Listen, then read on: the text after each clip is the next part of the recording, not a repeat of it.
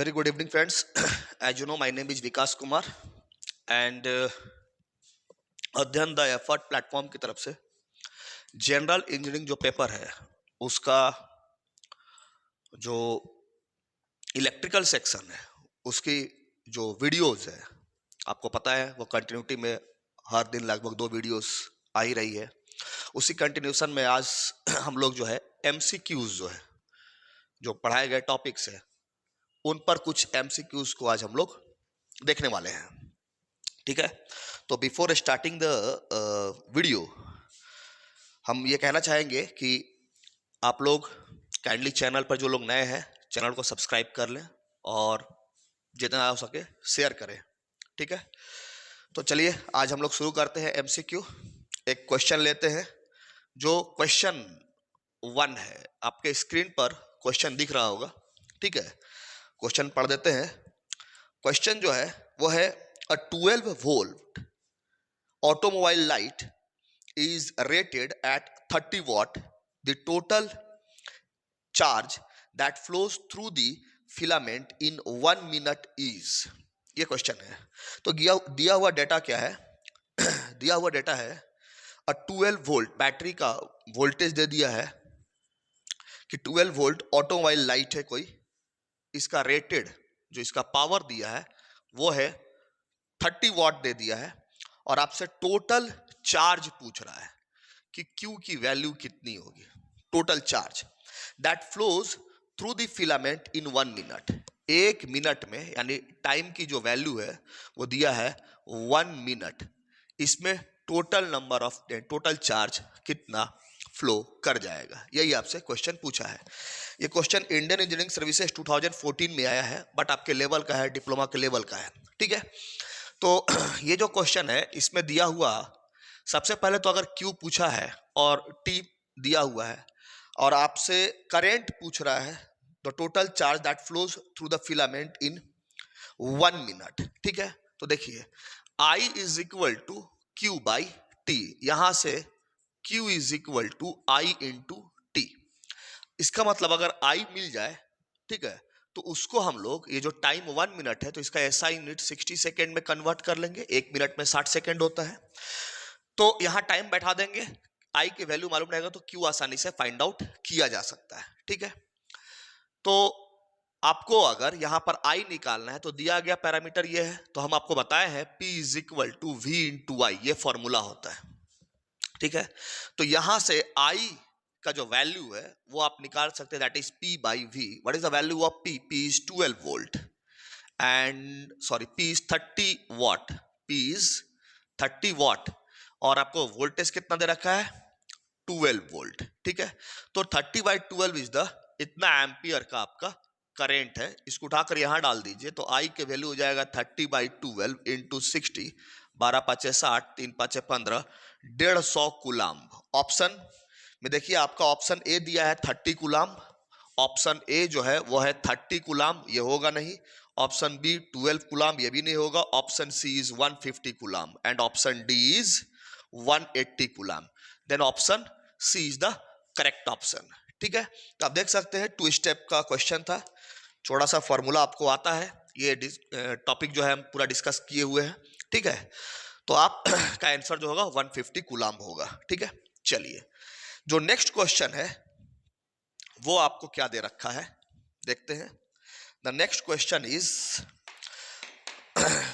For a fixed supply voltage the current flowing through a conductor will increase when it's, for a fixed supply voltage flowing through for a fixed supply voltage the current flowing through a conductor will increase when it's, option A is area of cross section is reduced, length is reduced, length is increased, and length is increased and cross sectional area is reduced. तो आपको 4 option मिल गया। Simple question है, for a fixed supply, for a fixed supply voltage, आपका supply voltage क्या है? Supply voltage जो है ये आपको बोल दिया है कि फिक्स्ड है, ये चेंज नहीं कर रहा है। ठीक है, सिंपल सा चीज है, फिक्स्ड है सप्लाई वोल्टेज। उसके बाद आपको बोल रहा है the conductor, the current flowing through the conductor. अब कंडक्टर के थ्रू जो करंट फ्लो कर रहा है, ये कोई आपका कंडक्टर है और ये किसी सप्लाई वोल्टेज के क्रॉस कनेक्टेड है और इसका जो वोल्टेज दे रखा है ये आपको फिक्स्ड है। तो यहां से बोल रहा है कि इस कंडक्टर से जो करंट फ्लो करेगा विल इंक्रीज व्हेन, ये कब बढ़ेगा, ठीक है, इसका वैल्यू कब बढ़ेगा यही है आपका। देखो ओम्स लॉ अगर लगाएंगे तो V is equal to y into R, ठीक है, and V by I is equal to R होता है। जैसा कि वोल्टेज फिक्स्ड है, वोल्टेज फिक्स्ड बोला है और आर का वैल्यू जो है अगर हम लोग देख ले तो R can be written as rho L by A. यहां पर आपका वोल्टेज फिक्स्ड है, मटेरियल वही है, तो मटेरियल का रेसिस्टेंस का वैल्यू भी क्या रहेगा, कांस्टेंट रहेगा। तो इसका मतलब जो भी आपका चीज होगा वो कुछ ऐसा होगा, एल और ए पैरामीटर पे डिपेंड करेगा, मतलब 1 by I is directly proportional to L by A, this is L. तो अब आप देख लो अगर एल बढ़ेगा तो आई घटेगा और ए आपका घटेगा, मतलब ए भी बढ़ेगा, ए अगर बढ़ेगा तो आपका अगर ये इंक्रीज करेगा तो आपको ये पूछा है, ये आपको area cross sectional area reduce करना चाहिए ताकि ये बढ़ सके, और लेंथ ऑफ द कंडक्टर ये क्या होना चाहिए, इसको बढ़ाना है तो ये रिड्यूस करना चाहिए, इन्वर्सली का साइन है, ठीक है। तो आई और एल इन्वर्सली है और आई और ए डायरेक्टली है। तो देख लो लेंथ रिड्यूस होना चाहिए और ए भी आपका रिड्यूस होना चाहिए, ठीक है। अगर आपका ए रिड्यूस हो, ए इंक्रीज करना चाहिए, डायरेक्टली है ना, तो ए अगर इंक्रीज करेगा देन आपका आई भी क्या होगा, बढ़ेगा, और एल आपका रिड्यूस करेगा देन आपका आई बढ़ेगा, क्योंकि आई और एल इनवर्सली है, आई और ए डायरेक्टली। देख लीजिए इसमें ऑप्शन में क्या है, ऑप्शन ए है area of the cross section is reduced, तो area of the cross section reduce हो रहा क्या, नहीं, तो ये तो ऑप्शन ए होगा नहीं। लेंथ इज रिड्यूस्ड, ये हो सकता है, ऑप्शन बी हो सकता है, सही है, लेंथ इज रिड्यूस्ड, आपका एल बोल रहा है रिड्यूस हो रहा, तो यहाँ एल आपका रिड्यूस हो रहा। और भी ऑप्शन चेक कर लेते हैं, length is increased, length increase करने से आई इंक्रीज हो रहा क्या, नहीं, तो ऑप्शन सी तो गलत, इनकरेक्ट है। And length is increased and cross sectional area is reduced, length increase बोल रहा है और क्रॉस सेक्शनल एरिया रिड्यूस, ये भी नहीं होगा, यानी कि ऑप्शन बी सिर्फ करेक्ट होगा, जो दिया गया ऑप्शन है उसमें ऑप्शन बी ही करेक्ट होगा, ठीक है। चलिए नेक्स्ट क्वेश्चन करते हैं। नेक्स्ट क्वेश्चन इज जो अगला क्वेश्चन है, तीसरा नंबर जो क्वेश्चन है वो बोला है, इफ द लेंथ ऑफ ए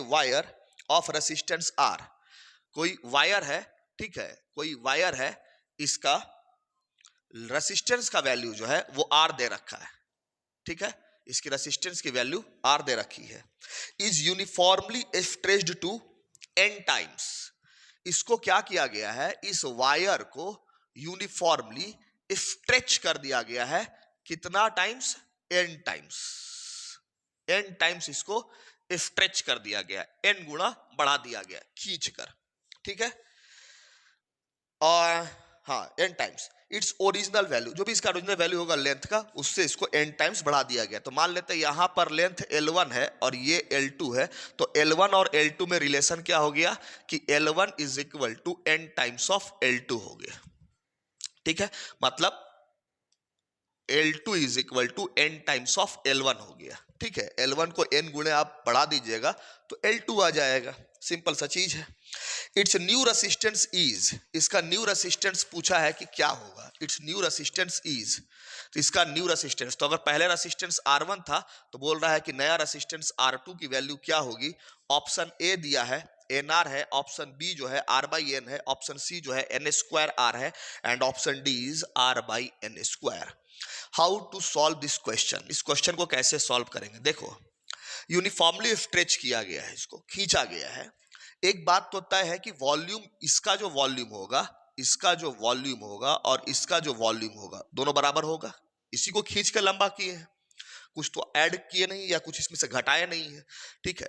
तो इसका मतलब अगर इसका area cross sectional area A1 है और इसका क्रॉस सेक्शनल एरिया A2 है, तो जो वॉल्यूम इस हिसाब से दोनों जगह बराबर होगा, तो वॉल्यूम क्या होता है, एरिया मल्टीप्लाइड विथ लेंथ, इसका मतलब A1 L1 should be equal to A2 L2, ये होना चाहिए। चलिए इसके बाद क्या होगा, R2 का वैल्यू आपसे पूछा है, R2 का value row L2 by A2 होना चाहिए, यही होगा R2 का वैल्यू। अब यहां से मटेरियल तो वही है, तो रो चेंज होगा नहीं। अब क्या होगा, L2, ठीक है। तो L2 की जगह हम n टाइम्स ऑफ L1 लिख सकते हैं, n टाइम्स ऑफ L1 लिख सकते हैं, ठीक है। और A2 की जगह क्या लिख सकते हैं, देखो इस रिलेशन का यूज कर लो, ठीक है। तो अगर इस रिलेशन का यूज करेंगे तो हम लोग यहां से क्या लिख सकते हैं, यहां से अगर हम लोग A2 का वैल्यू लिखेंगे तो A2 का वैल्यू लिख सकते हैं A1 L1 बाई L2, ठीक है। और L2 का जो वैल्यू है A1 L1 बाई L2 का जो वैल्यू है वो कितना लिख सकते हैं, तो L2 value n times of L1 लिख सकते हैं। ये वाला चीज जहां लाके डाल दो तो कितना हो जाएगा आपका, L1 L1 कट जाएगा, ठीक है। L1 L1 कट जाएगा और आपका बचेगा A1 बाई n बचेगा। इसको फर्दर सॉल्व करो, ये वाला A2 का वैल्यू इतना आया, A1 बाई N1, L1 को कट गया तो A1 बाई L1 यहां डाल दिए A2 का वैल्यू, ये हो जाएगा रो n square L1 by A1। अब देखो यहां से n स्क्वायर बाहर ले लो, रो L1 बाई A1, ये क्या है, रो L1 बाई A1, तो यही ना है, R1 is equal to rho L1 by A1, यानी रो L1 बाई A1 को आप क्या लिख सकते हो, R1 लिख सकते हो। तो इसका मतलब n स्क्वायर ऑफ R1, तो इसका मतलब जो पहले का रेसिस्टेंस दिया गया है, ठीक है, उसमें n स्क्वायर टाइम्स की वृद्धि हो जाएगी, सिंपल सा है। तो option C is correct, n square R दिया हुआ है, पहले का रेसिस्टेंस, ये वाला रेसिस्टेंस R1 माना है, वहां R दिया हुआ है, तो इसमें कितने टाइम्स की वृद्धि हो जाएगी, n स्क्वायर टाइम्स की। तो option C is the correct option, ठीक है। इस टाइप का क्वेश्चन आपको एसएससी जेई वगैरह में कई बार आ चुका है, स्टेट लेवल पीएसयू में भी कई बार आ चुका है। तो सिंपल रिलेशन होता है जिसको आपको कोरिलेट करना रहता है, ऐसा नहीं पढ़ा हुआ नहीं है, सब कुछ पढ़ा हुआ है, बस आपको कोरिलेट करना है। तो थोड़ा सा प्रैक्टिस रहेगा तो बहुत फास्टर तरीके से आप कोरिलेट कर पाओगे, ठीक है।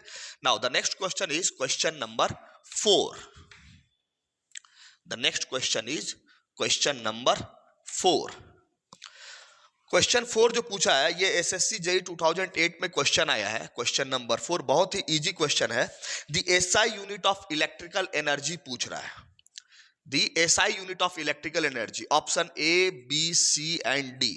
ऑप्शन ए में जो है आपको वो है वाट, ऑप्शन बी में जो है वोल्ट, एंड ऑप्शन सी में जो है एम्पियर, एंड ऑप्शन डी में जो है वो जूल है, ठीक है। यहाँ वाट है, यहाँ वोल्ट है, यहाँ एम्पियर है और यहां जूल है, ठीक है। क्या होगा, किसका ऐसा यूनिट पूछा है, तो इलेक्ट्रिकल एनर्जी का। देखिए अगर इलेक्ट्रिकल एनर्जी की बात करें तो हम बता चुके हैं एनर्जी क्या होता है, पावर मल्टीप्लाइड विथ टाइम होता है, पावर मल्टीप्लाइड विथ टाइम होता है, ठीक है, सिंपली।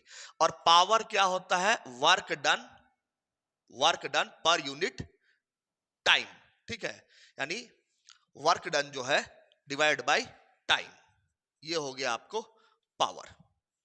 अब क्या है, तो आप यहां से यहां पर भी टाइम है तो टाइम कैंसिल, सिर्फ वर्क डन, तो वर्क डन का ऐसा यूनिट क्या होता है, जूल होता है। तो option D is the correct option, ठीक है। इलेक्ट्रिकल एनर्जी का आप यूनिट क्या बोल सकते हैं, जूल भी बोल सकते हैं, ठीक है। चलिए, कई बार अगर यहां पर दिया रहता सिंपल ऐसे पूछता तो वाट आवर भी होता है, ये भी याद रखिएगा, ठीक है। वाट आवर, पावर के लिए वाट हो गया, टाइम के लिए आवर हो गया, ठीक है। तो वाट आवर भी करेक्ट आंसर है, लेकिन ऑप्शन में वाट आवर नहीं दिया है, जूल के फॉर्म में पूछा है, इसीलिए option D is correct. Now the next question is that is question number 5। The next question is that is question number 5। जो क्वेश्चन नंबर 5 है वो है the resistivity of the conductor. Question number जो 5 है वो क्या है, the resistivity of the conductor depends upon, जो रेसिस्टिविटी ऑफ द कंडक्टर वो किस पे डिपेंड करता है, तो आपके स्क्रीन पर दिख रहा होगा, option A is pressure, option B is temperature, option C is degree of illumination, and option D is shape of the cross section. तो इसमें जो सही आंसर होगा, रेसिस्टिविटी किस पे डिपेंड करता है, हम बताए हैं टेम्परेचर पे डिपेंड करता है, ठीक है। तो रेसिस्टिविटी जो है वो टेम्परेचर पे डिपेंड करने वाला पैरामीटर है, that is option B is the correct option, ठीक है। ये क्वेश्चन जो है एसएससी जेई 2008 2018 में पूछा गया है, ठीक है। नेक्स्ट जो क्वेश्चन है, आप देख सकते हो क्वेश्चन का लेवल बहुत ज्यादा आपको हाई नहीं रहेगा। हम पहले बता रहे हैं जनरल इंजीनियरिंग सेक्शन में आपको क्वेश्चन का लेवल ना बहुत ज्यादा टफ पूछेगा, ना बहुत ज्यादा लो पूछेगा, मॉडरेट टाइप का क्वेश्चन आपसे पूछेगा, क्योंकि यहां पर सिर्फ इलेक्ट्रिकल वाले बंदे नहीं है, सिविल वाले भी हैं और मैकेनिकल वाले भी हैं। इसलिए इसमें क्वेश्चन बहुत ज्यादा हाई बिल्कुल नहीं जाएगा। ऐसा नहीं कि बहुत ज्यादा आपसे टफ क्वेश्चन पूछा जा रहा है, ठीक है। इट में भी पॉसिबल कि आपके 1-2 क्वेश्चन या 3 क्वेश्चन बहुत ज्यादा टफ हो भी जाए, ठीक है। तो उतने को आपको इग्नोर करना पड़ेगा, ठीक है। और आपको बहुत ज्यादा लो क्वेश्चन भी रहेगा, एक मॉडरेट क्वेश्चन रहेगा, बेसिक कॉन्सेप्ट आप जान रहे हो, टिक मारकर आ जाओगे, ठीक है। The next question is question number 6। The question number 6 is determine the energy in joule stored by a 0.4 Henry inductance, यानी कि इंडक्टेंस का वैल्यू कितना दिया है 0.4 Henry. if the current flowing through it is 2 ampere, ठीक है। तो determine the energy, आपसे एनर्जी पूछा है इंडक्टर के क्रॉस, यानी WL की वैल्यू पूछा है। हम करवाए हैं WL is equal to half LI², formula होता है, ठीक है। तो यहां पर आपको हाफ हो जाएगा 1/2, और L की वैल्यू कितना दिया है 0.4 हेनरी दिया है, I की वैल्यू 2 एम्पियर का स्क्वायर। आप सॉल्व करोगे तो ये हो जाएगा, इससे ये कैंसिल आउट हो जाएगा, ठीक है। 0.8 henry should be the answer. Option check कर लेंगे, option A is 1.6, option B is 0.8, then option B is correct. Option C है 0.4, ऑप्शन डी है 1.4, तो सिर्फ ऑप्शन बी करेक्ट होगा। ये आपको SSC JEE 2018 में ये सवाल भी आया हुआ है, ठीक है। सॉरी। जो नेक्स्ट क्वेश्चन है क्वेश्चन नंबर 7, जो नेक्स्ट क्वेश्चन है that is question number 7।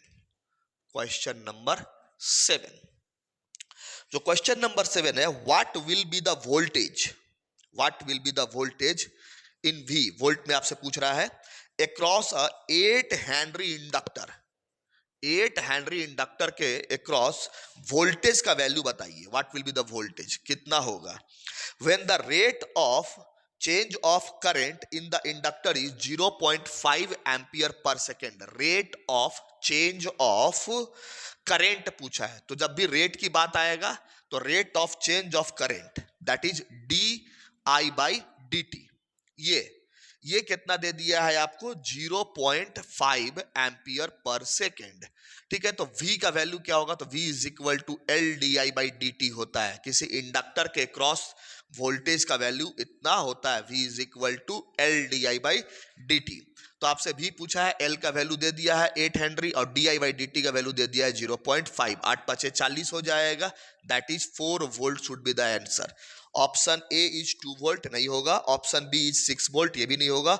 Option C is 4 volt and option D is 8 volt. तो आपके हिसाब से जो हम लोग कैलकुलेट किए हैं वो क्या है, 4 वोल्ट। तो option C is the correct option, correct answer, ठीक है। The next question is which of the following, ठीक है, which of the following, question number आपका 8 है, ठीक है। Question number 8, which of the following is passive element to an electrical circuit. किसी electrical circuit में निम्नलिखित में से कौन सा पैसिव एलिमेंट है। ऑप्शन ए जो दिया है that is current source, current source, और ऑप्शन बी जो है वो है आपको वोल्टेज सोर्स, आपके स्क्रीन पे दिख रहा होगा, and option C is resistor, option C is resistor and option D is battery, ठीक है। आपसे पूछा है कि इसमें से कौन जो है वो पैसिव एलिमेंट है। देखो हम पहले ही बताए हैं, एक्टिव एलिमेंट वो होता है जो सर्किट में इलेक्ट्रिकल सप्लाई दे सकता है, इलेक्ट्रिकल एनर्जी की सप्लाई दे सकता है। तो ये भी दे सकने में कैपेबल है, ये भी दे सकने में कैपेबल है, और बैटरी भी दे सकने में कैपेबल है। करंट सोर्स हो, चाहे वोल्टेज सोर्स हो, चाहे बैटरी हो, ये तीनों आपको किसी सर्किट में इलेक्ट्रिकल एनर्जी सप्लाई देने में कैपेबल है, that's why they are called as active element. लेकिन रेसिस्टर किसी सर्किट में इलेक्ट्रिकल एनर्जी देने में कैपेबल नहीं है, that's why this is the passive element. हम बताए हुए हैं, ठीक है। This is your correct answer. ये भी SSC JEE 2018 में आपसे सवाल में पूछा हुआ है एग्जाम में, ठीक है। चलिए जो नेक्स्ट क्वेश्चन है नेक्स्ट जो क्वेश्चन है ये है क्वेश्चन नंबर 9। 8 था इससे पहले 9। The condition for the validity of Ohm's law is that the condition for the validity of Ohm's law, Ohm's law के वैलिड होने की क्या कंडीशन है? ठीक है, option A is temperature should remain constant. Option A क्या है कि टेम्परेचर क्या होना चाहिए? कांस्टेंट होना चाहिए। ऑप्शन बी जो है current should be proportional to voltage, current जो है ये वोल्टेज के प्रोपोर्शनल होना चाहिए। ऑप्शन सी क्या बोला है? Resistance must be wire wound type.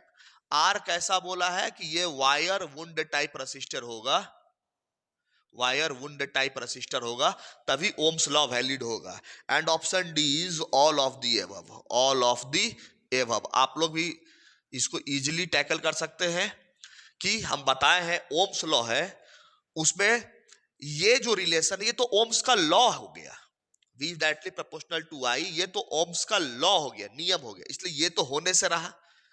बोला है वैलिड किस पर होगा, ये तो नियम है। वैलिड होने के लिए कंडीशन नहीं बताया, वैलिड होने के लिए ये कब होल्ड करेगा? जब टेम्परेचर कांस्टेंट रहेगा तभी होल्ड करेगा। ठीक है, ये तो होगा नहीं, ये भी होगा नहीं, ऑल ऑफ द एबव तो होना नहीं है, ऑप्शन बी भी होना नहीं है, option A is the correct option. ठीक है, फिर आपसे किसी बच्चा वाला सवाल भी पूछा है, विच ऑफ द फॉलोइंग, देख लीजिए बहुत इजी सवाल भी आता है, which of the following is the mathematical expression of the Ohm's law. Ohms law का मैथमेटिकल एक्सप्रेशन कौन सा है? ठीक है, क्वेश्चन नंबर 10, क्वेश्चन नंबर 10 जो है इसमें मैथमेटिकल एक्सप्रेशन पूछ लिया, आपको स्क्रीन पे दिख रहा होगा। ठीक है, क्वेश्चन नंबर 10 में तो ऑप्शन ए है v is equal to y, v is equal to y. क्या ये ओम्स लॉ का मैथमेटिकल एक्सप्रेशन है? नहीं, v is equal to y into R, ये होता है ओम्स लॉ का। ऑप्शन बी जो है वो क्या दे रखा है? v is equal to R by I. Option C जो है वो दे रखा है v is equal to I minus R. And option D जो है v is equal to I into R. ठीक है, तो ऑप्शन बी भी नहीं होगा, ठीक है, ऑप्शन सी भी नहीं होगा, correct option is option D, v is equal to I into R. यह सवाल एसएससी जेई 2018 में आया हुआ है। ठीक है, the next question is question number, अभी हम लोग कर रहे थे 10, this is question number 11, question number 11।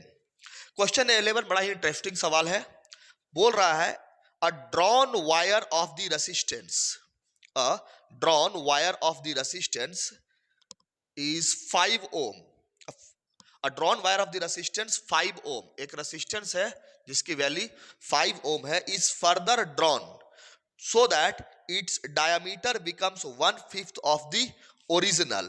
What is its resistance with the volume remaining same?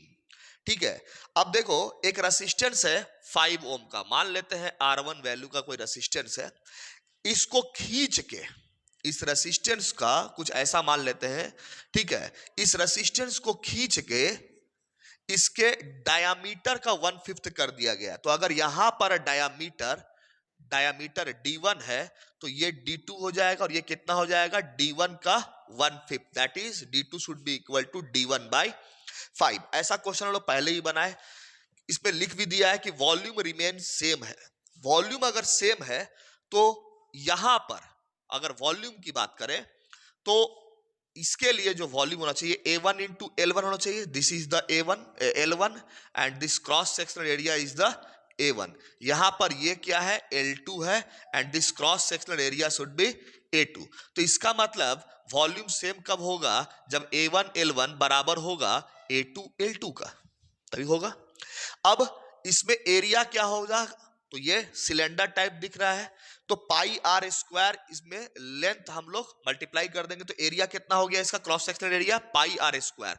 तो पाई आर स्क्वायर डायमीटर का टर्म में लिखेंगे तो पाई डी स्क्वायर बाई 4 ऐसे लिख सकते हैं, यानी पाई बाई 4 इंटू D1 का स्क्वायर ऐसे लिखेंगे।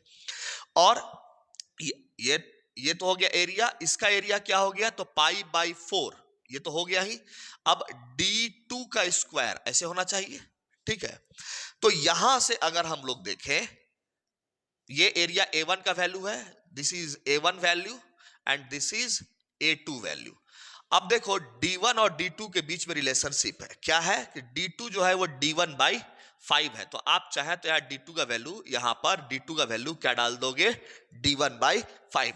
तो what is your A2 value, तो π/4 D2 का वैल्यू डालेंगे यहां पर D1/5, तो हो जाएगा D1 का स्क्वायर, अब 5 का स्क्वायर करेंगे तो 25 हो जाएगा, 25 चौके 100, आप यहां पर सीधे हम आगे 100 लिख देते हैं, यानी π/100 D1 स्क्वायर, ये किसका वैल्यू आ जाएगा, A2 का वैल्यू आ गया। चलिए, तो आपके पास A1 इतना है, A2 इतना है, क्लियर हो गया।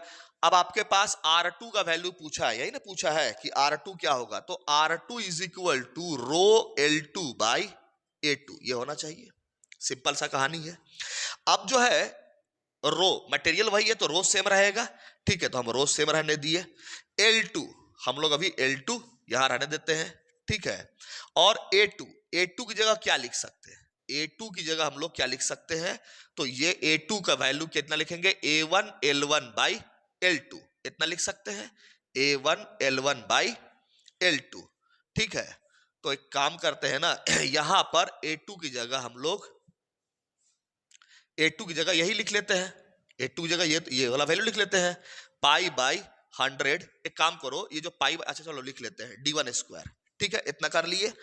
अब क्या है, ये A2 का वैल्यू लिख लिए, और L2 का वैल्यू तुमको अगर लिखना है, ठीक है, तो L2 का वैल्यू क्यों ना यहां से लिख लिया जाए, ठीक है। तो एक काम करते हैं ना, इसको थोड़ा सिंप्लीफाई कर लेते हैं, थोड़ा इसको ना, ये इतना लंबा लेके चलने में दिक्कत हो रहा है, ठीक है, तो इसको हम लोग ऐसा 100 को क्या कर सकते हैं, तो 4 × 25 कर सकते हैं, ठीक है। तो क्यों ना इसको लिख लिया जाए, ये π/4 D1 स्क्वायर इंटू 1/25 ऐसा लिख लिया आगे, और इस चीज को π/4 इंटू D1 स्क्वायर को हम लोग A1 लिख सकते हैं, तो क्यों ना इसको A1 डिवाइड बाई 25 कर दिया जाए, तो A2 is equal to A1/25 direct लिख सकते हैं, A2 is equal to A1/25 direct लिख सकते हैं, ठीक है। अब A2 इज इक्वल टू अगर A1/25 लिख सकते हैं, तो क्यों ना यहां पर A2 का वैल्यू हम लोग पुट कर दे, दैट इज A1/25, हाँ यहां भी डाल सकते हैं, A2 की जगह A1/25। इससे क्या फायदा होगा कि ये हमारा कट जाएगा A1। अब हम यहां से L2 का वैल्यू कितना लिख पाएंगे, तो L2 is equal to 25 times of L1 लिख सकते हो, तो यहां पर हमको चेंज करने में आसानी हो जाएगा। रो इज इक्वल टू L2 का वैल्यू कितना लिख दिए, 25 × L1, यहां से डाल दिए।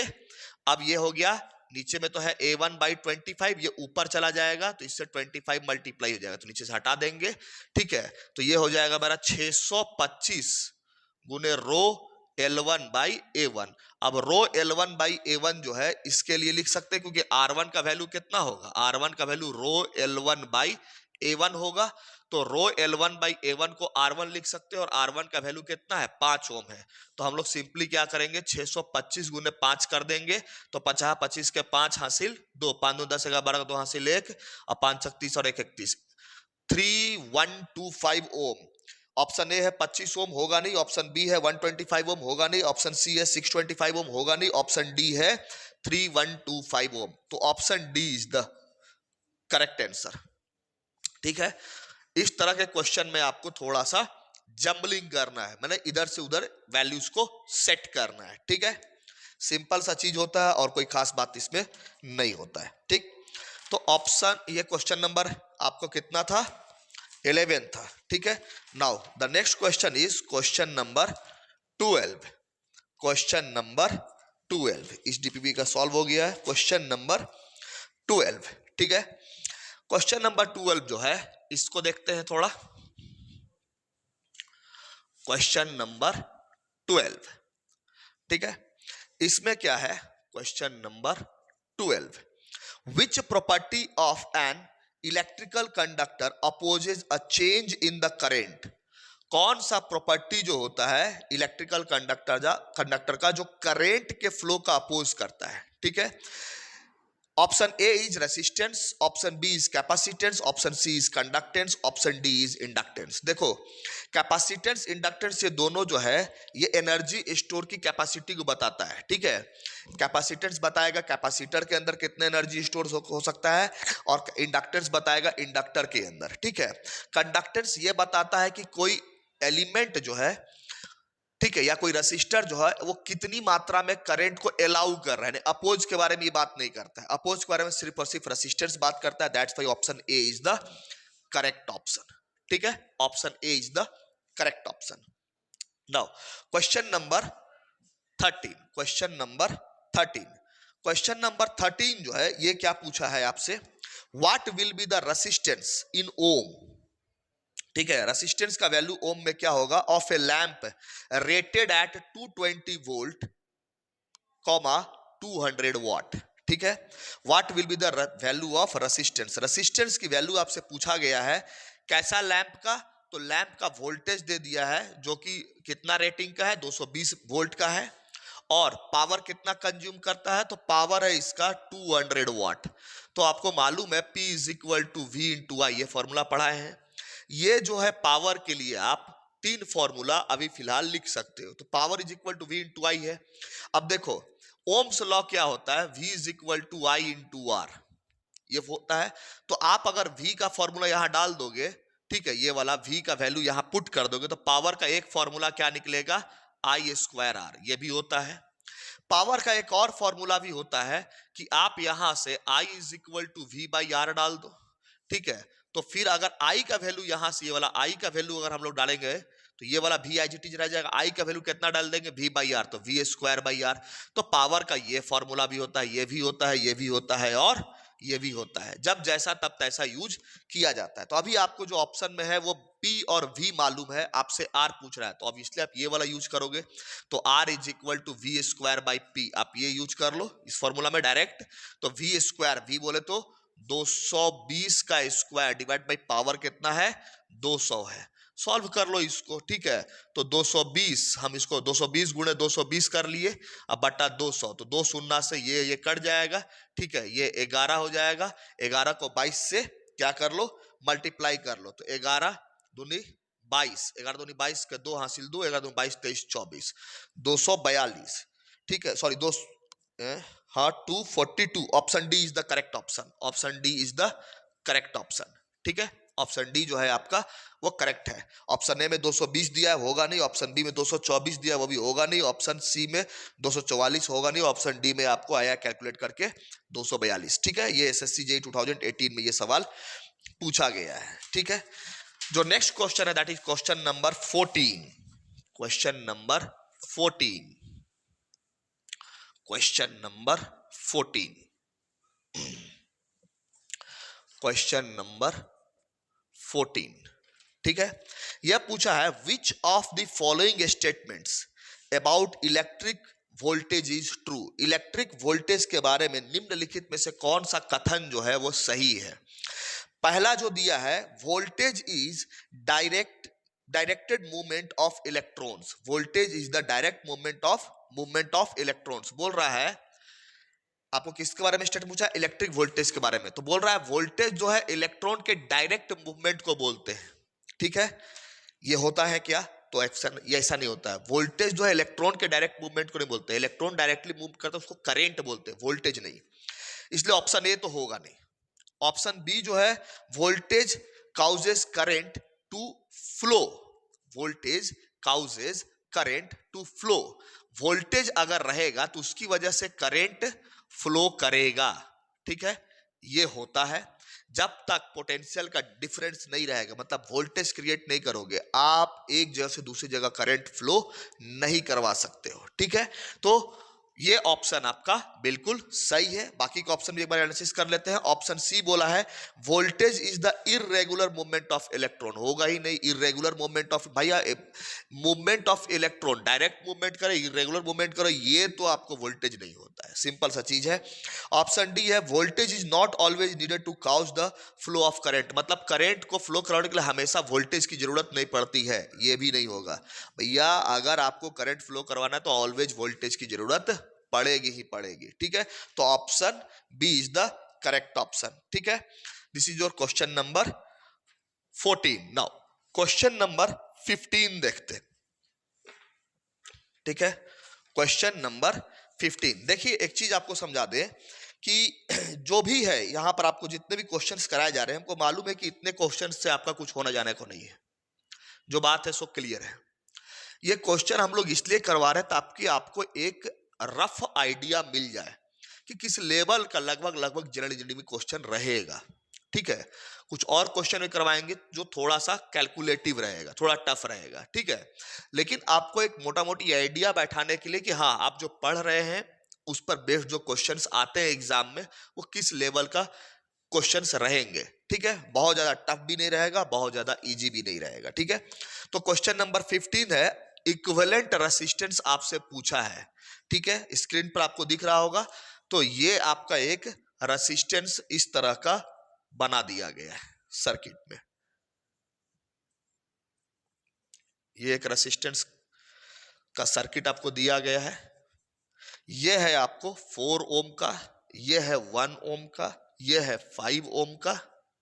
ठीक है, ये है 2 ओम का, ये है 3 ओम का, ये है 6 ओम का और ये है 8 ओम का। ठीक है, और आर इक्विवेलेंट आपसे पूछा है। सिंपल है, वेरी सिंपल। आप देखो ये दोनों रेसिस्टेंसेस कैसे होंगे सीरीज में, तो 5 और 1 6, मतलब आप इनको मिटाकर आप चाहे तो 6 ओम रेसिस्टेंस यहां लिख सकते हो। ठीक है, पहला चीज। दूसरी, ये दोनों आपस में कैसे दिख रहे हैं, पैरेलल दिख रहा है। ठीक है, ये दोनों आपस में क्या है, पैरेलल है। इसका एक एंड यहां कनेक्टेड है, इसका दूसरा एंड यहां कनेक्टेड है और ये दोनों यहां इसके बीच में तार है, कोई एलिमेंट नहीं है, तो ये दोनों भी क्या होंगे, आपस में पैरेलल हो जाएंगे। अगर यहां कोई एलिमेंट हो जाता, कोई और रेसिस्टेंस वैल्यू देता, तब हम नहीं बोल पाते कि ये पैरेलल है, लेकिन अभी ये क्या है, पैरेलल है। तो 6 और 3 पैरेलल है। तो हम बताए हैं दो रेसिस्टेंस अगर पैरेलल हैं तो आप क्या कीजिए, दोनों रेसिस्टेंस को गुना करके दोनों रेसिस्टेंस को जोड़ के लिख दीजिए। तो 18/9 बोले तो 2 ओम। इसका मतलब आप इनको मिटाकर क्या लिख सकते हैं, 2 ओम लिख सकते हैं। इन दोनों को मिटा दिए और इसके बदले हम क्या किए, एक 2 ओम रेसिस्टेंस लिख दिए। फिर ये दोनों आपस में कैसे हैं, तो ये दोनों आपस में सीरीज में हो गए, तो 2 और 2 4 ओम हो गया। इसका मतलब आप इसको भी मिटाकर क्या लिख सकते हैं, एक 4 ओम का रेसिस्टेंस लिख सकते हैं। अब ये 4 ओम और 6 ओम आपस में कैसे हो गए, तो पैरेलल हो गए। ठीक है, 4 और 6 आपस में पैरेलल है, ये दोनों यहां पर कनेक्टेड है। ठीक है, ये तार है, तार के बीच में कोई एलिमेंट नहीं है, तो ये दोनों का कनेक्शन होगा। ठीक है, तो 4 और 6 आपस में पैरेलल है, तो 4 गुने 6/4 जोड़ 6, तो 24/10 बोले तो 2.4। यानी इनकी जगह आप क्या लिख सकते हो, 2.4 लिख सकते हो। इसकी जगह आप क्या लिख सकते हो, 2.4। अब ये तीनों रेसिस्टेंस आपस में कैसे हो गए, सीरीज में। तो 8 4 12 13 14, 14.4 ohm is the equivalent resistance. अब देख लो ऑप्शन कौन सा है, ऑप्शन ए है 14.4, ऑप्शन ए ही दे दिया है 14.4, तो ऑप्शन ए करेक्ट हो जाएगा। बी में दिया है 14.57, होगा नहीं। सी में दिया है 15.27, होगा नहीं। और डी में दिया है 15.88, ये भी होगा नहीं। एसएससी जेईई 2014 में ये क्वेश्चन पूछा गया था। ठीक है, चलिए, तो ये क्वेश्चन नंबर 15 हो गया। ठीक है, अब क्वेश्चन नंबर 16 देखते हैं। क्वेश्चन नंबर 16, क्वेश्चन नंबर 15 के बाद क्वेश्चन नंबर 16। ठीक है, तो क्वेश्चन नंबर जो 16 है ये क्या है, कांस्टेंट वोल्टेज सोर्स इज। ठीक है, आपसे पूछा क्या है, कांस्टेंट वोल्टेज सोर्स इज, यानी कोई ऐसा वोल्टेज सोर्स है जो मतलब कांस्टेंट वोल्टेज सोर्स का सिंपल मतलब क्या होता है, एक ऐसा वोल्टेज सोर्स जो कांस्टेंट वोल्टेज सप्लाई करने में कैपेबल हो। This is called as constant voltage source. ठीक है, तो ये आपको बोला है कि क्या होगा, option A is active and bilateral. देखो वोल्टेज सोर्स है तो डेफिनेटली है कि एक्टिव एलिमेंट होगा ही होगा, इसमें कहीं से कहीं तक दो मत दो राय नहीं है। तो ऑप्शन ए है active and bilateral, option B है पैसिव एंड बाइलेटरल। तो पहले बात तो ऑप्शन बी तो खड़े गलत हो गया, बाइलेटरल तो भी हम लोग देख लेंगे, पैसिव एलिमेंट तो होगा नहीं, ऑप्शन बी खड़े गलत हो गया। ऑप्शन सी है active unilateral and option D जो है वो है आपका पैसिव यूनिलैटरल। तो पैसिव यूनिलैटरल ऑप्शन बी और डी तो होने से रहा, या तो ऑप्शन ए होगा या तो ऑप्शन बी होगा। ठीक है, यानी एक्टिव एलिमेंट तो कंफर्म है कि होना ही होना है, एक्टिव एलिमेंट तो ये कंफर्म है कि होगा ही होगा। फिर बोला है बाइलेटरल। बाइलेटरल का मतलब समझाए थे कि कोई ऐसा एलिमेंट जो दोनों डायरेक्शन में करंट को अलाउ करे। तो क्या वोल्टेज सोर्स दोनों डायरेक्शन में करंट अलाउ करता है? तो आंसर है नहीं। वोल्टेज सोर्स हमेशा पॉजिटिव डायरेक्शन से, पॉजिटिव टर्मिनल से करंट फ्लो करवाता है। किधर? नेगेटिव टर्मिनल में। कभी भी आप नहीं देखोगे कि कोई वोल्टेज सोर्स नेगेटिव से पॉजिटिव में भी करंट फ्लो करवा रहा है, ऐसा नहीं होता है। ठीक है, करंट ऑलवेज फ्लो करता है बैटरी के पॉजिटिव टर्मिनल से होता हुआ किधर जाएगा? नेगेटिव टर्मिनल में, यानी यूनिलैटरल डायरेक्शन होता है। तो यह है एक्टिव एंड बाइलेटरल। तो ये भी ऑप्शन तो होने से रहा, option C is the correct, active and unilateral होगा। ठीक है, तो option C is the correct option. ठीक है, तो this is your question number 16। Now question number 17। Question number 17 क्या है? तो क्वेश्चन नंबर 17 आपसे पूछा है N ideal voltage source should have. Ideal voltage source के पास क्या होगा? N ideal voltage source, question number 17 था। आइडियल वोल्टेज सोर्स आपसे पूछ रहा है। हम समझाए हैं आइडियल वोल्टेज सोर्स ऐसा वोल्टेज सोर्स होता है जो irrespective to the load, load का वैल्यू कुछ भी होगा, ये कांस्टेंट वोल्टेज सप्लाई करने का वादा करता है। ठीक है, इसको हम लोग आइडियल वोल्टेज सोर्स बोलते हैं। तो बोला है ideal voltage source should have, इसके पास क्या होना चाहिए? क्या लार्ज ईएमएफ होता है? आइडियल वोल्टेज सोर्स के पास क्या लार्ज ईएमएफ होता है? क्या स्मॉल ईएमएफ होता है? ऑप्शन सी जीरो रेसिस्टेंस होता है, जीरो रेसिस्टेंस होता है, and option D is none of these, none of these.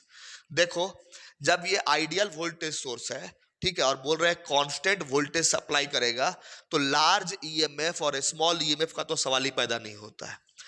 चाहे लार्ज ईएमएफ वाला हो चाहे स्मॉल ईएमएफ, दोनों का आप आइडियल वोल्टेज सोर्स बोल सकते हो। ठीक है, तो इससे तो लेना देना होता नहीं है, इसलिए ऑप्शन ए और ऑप्शन बी तो होगा नहीं।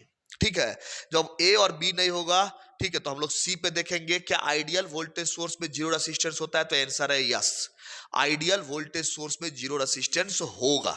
ठीक है, तो इसका इंटरनल रेसिस्टेंस क्या होता है? जीरो लेके हम लोग चलते हैं, इंटरनल रेसिस्टेंस। ठीक है, तो इंटरनल रेसिस्टेंस आप देख लेना, हम डेरिवेशन लिखवाए हैं, VL is equal to VS divide by, यहां पर है आपका RI बाई RL प्लस 1। ठीक है, ऐसा आया है। तो VL VS के कब बराबर होगा? ठीक है, तो आइडियल वोल्टेज सोर्स हो जाए जब आइडियल वोल्टेज सोर्स का इंटरनल रेसिस्टेंस क्या हो जाए? जीरो हो जाए। ठीक है, तो इंटरनल रेसिस्टेंस जब जीरो हो जाता है, ये तो पता है, तो ये इन्फिनिटी करके हम लोग ये पैरामीटर जीरो कर सकते हैं। तो ये प्रैक्टिकल अप्रोच नहीं होता, वीडियो में समझाए हुए हैं। ठीक है, ये प्रैक्टिकल अप्रोच नहीं होगा, प्रैक्टिकल अप्रोच सिर्फ यही होगा। तो RI is equal to zero करना पड़ेगा, मतलब ऐसा रेसिस्टेंस से आप वोल्टेज सोर्स बनाइए जिसका कि मटेरियल का रेसिस्टेंस क्या हो? ना के बराबर हो, यानी जीरो हो जाए। ठीक है, तो इसीलिए ये option C is the correct option. ठीक है, this is your question number 17। ठीक है, नाउ क्वेश्चन नंबर 18 क्या बोला है? क्वेश्चन नंबर 18 क्या है? क्वेश्चन नंबर 18, ठीक है, question number 18 is, question number 18 is if an ideal voltage source and ideal current source are connected in series combination. मतलब बोल रहा है कि ये आप मान लीजिए कोई आइडियल वोल्टेज सोर्स है, वोल्टेज सोर्स है। ठीक है, हम बैटरी से सिंबल दिखा लेते हैं। ठीक है, ये कोई आइडियल वोल्टेज सोर्स है और ये कोई आइडियल करंट सोर्स है। ये क्या है? आइडियल करंट सोर्स है। ये दोनों को हम सीरीज में कनेक्ट कर दिए। ठीक है, सीरीज में कनेक्ट करने का मतलब इस तरह से एक एक टर्मिनल दोनों का कनेक्टेड रहेगा। ठीक है, ये जो कॉम्बिनेशन बना, ये जो कॉम्बिनेशन बना, ठीक है, इसी के बारे में पूछा है कि if an ideal voltage source and ideal current source are connected in series the combination क्या होगा? ऑप्शन ए है has the same properties as the current source alone. पहले बात तो थोड़ा सा इसको समझ लेते हैं, फिर तो प्रॉपर्टी जो ऑप्शन दिया उसको समझेंगे।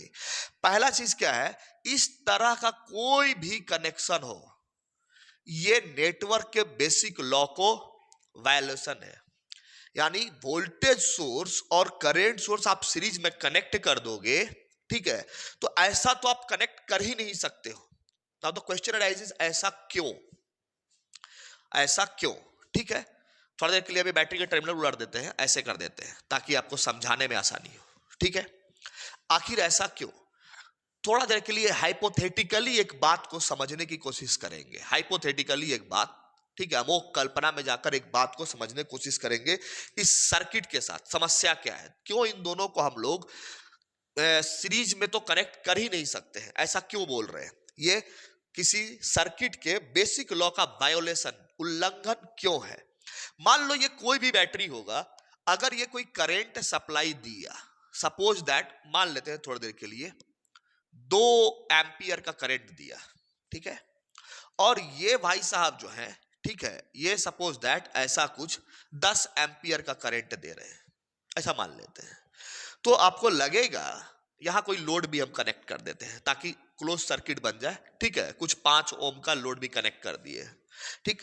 तो अब होगा क्या, आपको लगेगा कि ये 5 ओम जो है ये 10 प्लस 2 मतलब कि 12 एम्पियर इंजॉय करना चाहिए। कोई दिक्कत नहीं, इसको कोई समस्या नहीं, 12 एम्पियर मिलेगा, अगर मिलेगा तो क्यों नहीं इंजॉय करेगा। लेकिन इस करंट के बंटवारे के साथ दिक्कत है, करंट बटेगा कैसे? क्या यहां से 12 एम्पियर करंट चला, 10 एम्पियर यहां रुक जाएगा और यहां से फिर 2 एम्पियर आगे जाएगा? ऐसे होगा क्या? कभी करंट में ऐसा नहीं होता। करंट में बंटने के लिए पाथ अलग अलग होना जरूरी है। एक ही सीरीज सर्किट में आपका करंट का बंटवारा नहीं होगा कि 10 एम्पियर यहां रुक गया, 2 एम्पियर आगे वहां चला गया, ऐसा नहीं होगा। कोई भी सोर्स जितना करंट दे रहा है उसको वापस उतना करंट मिलना चाहिए। अगर ये 2 एम्पियर दिया है, यहां से निकला है, तो इसके पर घूमकर फिर वापस यहां 2 एम्पियर आना चाहिए, ठीक है। लेकिन करंट कभी ऐसे नहीं बटेगा कि 10 एम्पियर यहां रुक गया और 2 एम्पियर आगे चला गया, ऐसे करंट कभी नहीं बढ़ता है। इसीलिए ये जो आपका कनेक्शन दिया है यही वैलिड नहीं है। तो अब देखेंगे इस बात को किस तरह से ऑप्शंस में लिखा है। लिखने का तरीका अलग अलग एग्जाम में आपको बदल सकता है, लेकिन जो बेसिक चीज आप समझ लीजिए। तो आपको इसमें जो लिखा है option A, has the same properties as the current source alone, इसका वही प्रॉपर्टीज होगा जैसा करंट सोर्स एलोन का होगा। नहीं होगा भाई, ये कनेक्शन ही पॉसिबल नहीं है, तो कहां से होगा, ठीक है। ऑप्शन बी है has the same properties as the voltage source alone, ये भी नहीं होगा। बोल रहा है अकेले जैसा बैटरी का रहेगा वैसा ही होगा, नहीं होगा, कनेक्शन ही ऐसा पॉसिबल नहीं, ये बात भी इसमें नहीं लिखा है। आपको नेक्स्ट जो ऑप्शन दिया है that is has the same properties as the source which has higher value, बोल रहा है उसके जैसा बिहेव करेगा जिसका कि हायर वैल्यू होगा। तो भैया हायर वैल्यू कुछ भी रहे, इसका रहे चाहे इसका रहे, ये कनेक्शन ही संभव नहीं है, ठीक है। तो हायर वैल्यू किसी का भी रहे, ये पॉसिबल नहीं है। And option D is the result in the branch being redundant, ठीक है। तो ये ऑप्शन हो सकता है, option D is the correct option. Redundant है, संभव नहीं है, खारिज कर दिया गया है, ठीक है। Result in the branch being redundant, नहीं निकाल सकते इसे, ठीक है। इस तरह का आप कनेक्शन नहीं दे सकते हैं, तो option D is the correct option, ठीक है। तो आज का जो सेशन था इसमें हम लोग अप्रोक्सीमेट 18 क्वेश्चंस को कवर किए, ठीक है। तो आपसे फिर से रिक्वेस्ट है, जो लोग नए हैं काइंडली चैनल को सब्सक्राइब करें और वीडियोस को शेयर किया कीजिए, ठीक है, ताकि हम लोग का मोरल बूस्ट हो, ठीक है। इन 18 क्वेश्चंस को देखिएगा, फ्यूचर में हम और भी क्वेश्चंस करवाएंगे, और भी टॉपिक से प्रीवियस जो टॉपिक पढ़ाए हैं उनसे भी हम एक क्वेश्चंस बनाकर लाएंगे, ठीक है। तो आपको वीडियोस जो चैनल है उस पर जो वीडियोज अपलोड होते रहते हैं तो उनको आप काइंडली देखा कीजिए, ठीक है। और जो भी आपका एग्जाम के रिगार्डिंग क्वेरीज अगर कुछ रहेगा कमेंट बॉक्स में कमेंट कर सकते हैं, ठीक है। Till then thank you very much.